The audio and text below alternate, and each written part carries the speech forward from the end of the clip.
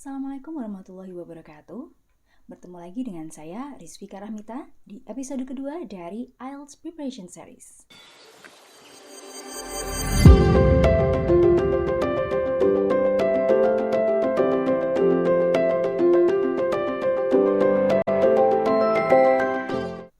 Untuk episode kedua kali ini, kita akan membahas tentang cara-cara atau tips untuk mendapatkan nilai skor sempurna di IELTS Academic Reading Test. Apa iya kita harus pernah ke luar negeri dulu untuk mendapatkan nilai skor yang sempurna di IELTS Academic Reading Test? Enggak juga ternyata.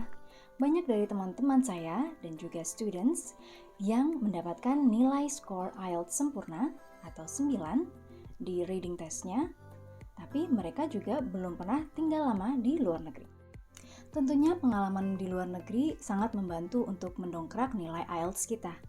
Tapi itu bukan satu-satunya faktor yang dapat membuat IELTS kita itu menjadi mendapatkan nilai yang sempurna atau 9. Oleh karena itu, kita akan membagi beberapa tips dari pengalaman teman-teman, students, kemudian juga saya pribadi agar bisa mendapatkan nilai skor 9, terutama di IELTS Academic Reading Test.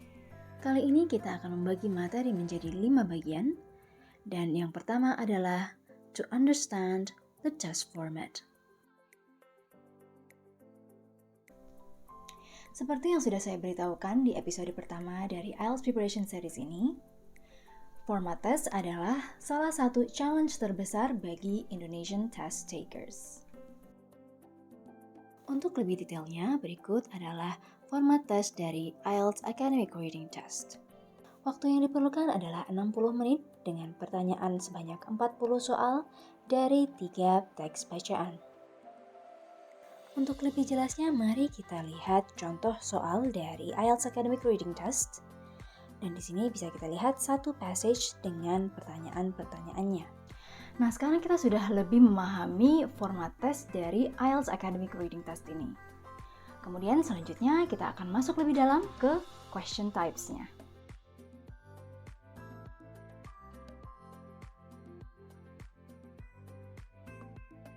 Nah, untuk IELTS Academic Reading Test ini, question types-nya bisa sampai 11 macam. Nah, dari 11 question types ini diantaranya adalah multiple choice questions, identifying information, identifying writer's claim or view, matching information, matching headings, matching features, matching sentence endings, summary notes, flowchart, table completion, diagram label completion, short answer questions, and sentence completion. Berbagai kombinasi dari 11 tipe soal ini dapat muncul di IELTS test kita nanti. Untuk pembahasan soal-soal berikut, insya Allah kita akan bahas di video-video berikutnya. Tentunya dari 11 tipe soal ini ada tipe soal yang sudah sangat familiar untuk kita para Indonesian test takers, seperti misalkan multiple choice questions dan juga short answer questions. Akan tetapi ada juga beberapa soal yang sangat jarang kita temui di ujian-ujian di Indonesia pada umumnya. Berikut adalah beberapa soal reading test dengan tipe soal yang berbeda-beda. Now that's why we need to familiarize ourselves with the question types. Karena apa? Karena kita harus meminimalisir adanya faktor-faktor yang membuat kaget ketika kita menghadapi tes ini. Tips berikutnya adalah to know your challenges. Biasanya kita bisa melihat atau identify challenges atau kesulitan kita itu apa dari hasil pretest yang telah kita lakukan. Dan tentunya setiap individu memiliki kesulitan atau challenge-nya masing-masing. Oleh karena itu, try to know yourself.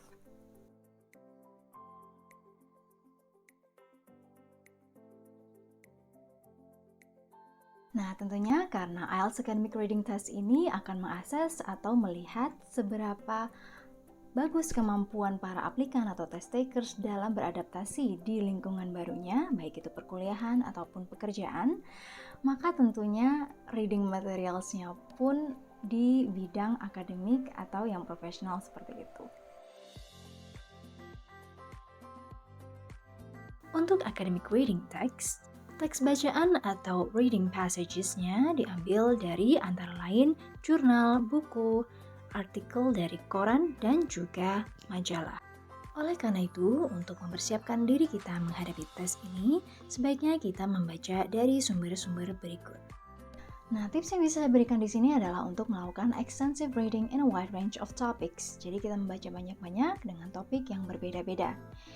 Topiknya bisa kita mulai dari yang topik yang memang kita sukai, seperti misalkan kalau saya suka membaca culture, international politics, lifestyle, dan juga health.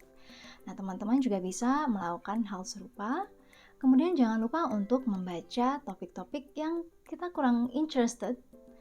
Karena apa? Ini untuk mempersiapkan diri ketika kita nanti menghadapi tesnya dan kita melihat bahwa topiknya tidak topik yang biasa saya baca. Nah, itu setidaknya kita sudah mempersiapkan diri. Jadi kita tidak benar-benar zero knowledge about that particular topic.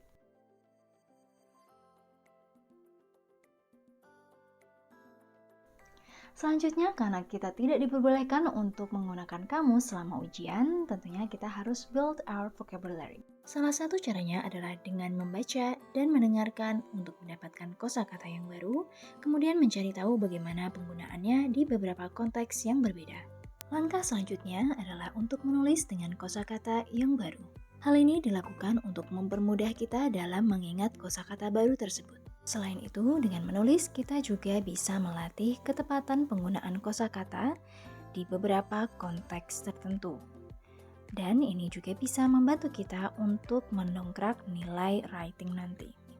Dan tak lupa juga untuk mengingatkan bahwa ketika kita banyak-banyak membaca dan mendengarkan dalam bahasa Inggris, tentunya ini akan membantu kita untuk menulis dan berbicara dalam bahasa Inggris juga.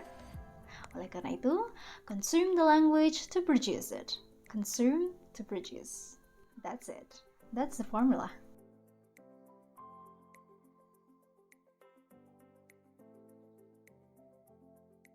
It may be easier said than done, tapi untuk menerapkan 5 tips berikut, semoga saja kita bisa bersabar dalam prosesnya dan juga bisa menghargai setiap pencapaian kita. Ya, itu tadi beberapa tips yang bisa saya berikan untuk mendapatkan nilai skor sempurna atau 9 di IELTS Academic Reading Test. Semoga saja tips tadi bermanfaat. Terima kasih telah menonton video ini. Sampai jumpa di video berikutnya dengan tips-tips yang lebih banyak lagi. Wassalamualaikum warahmatullahi wabarakatuh.